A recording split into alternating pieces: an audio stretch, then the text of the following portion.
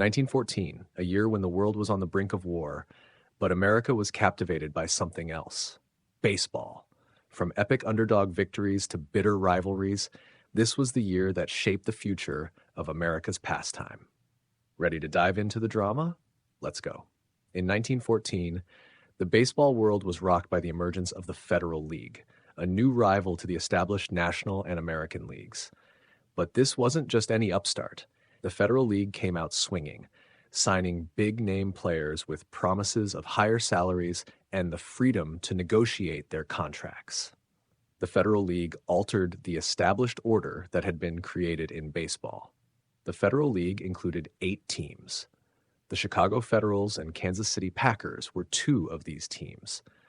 The Federal League challenged the dominance of the National and American leagues, convinced several future Hall of Fame baseball players such as Mordecai Brown and Chief Bender to join, and led to greatly reduced attendances at National and American League games.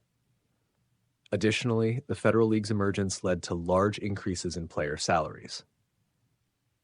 Since there was a viable alternative to the National and American leagues, players used that in contract negotiations in order to get higher salaries. As a result, the National and American leagues had to increase player salaries by more than double to retain them. Now, let's talk about the Boston Braves, a team that started the season in dead last, only to pull off one of the greatest comebacks in baseball history. By midseason, they were called the Miracle Braves for a reason. Midseason turnarounds happen in all sports, but the story of the 1914 Boston Braves was an unlikely reversal of fortunes by any standards. The Braves had a record of 26-40 by early July. However, 3 pitchers led the Braves in a historic turnaround: Lefty Tyler, Bill James, and Dick Rudolph. The Braves started winning and led the National League standings beginning on September 8th. They never let go of first place after this.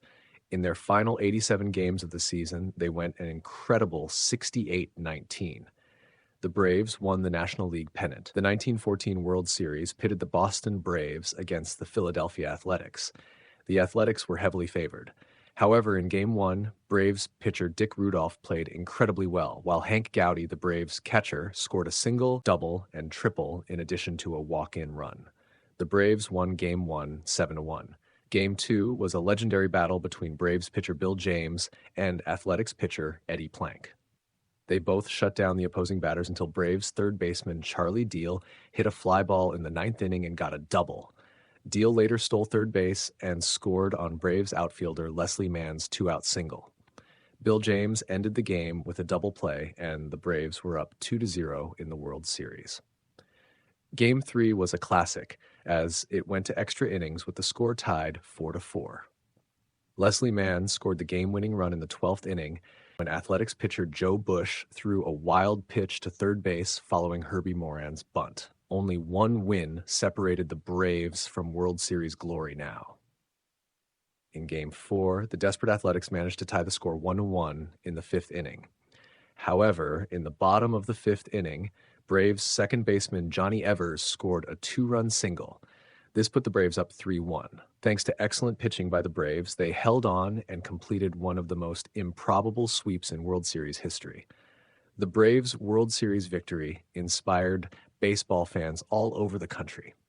1914 was a year of surprises and challenges. It was a year that tested the mettle of baseball and set the stage for its growth as America's pastime. If you enjoyed this video, please like and subscribe. See you next time.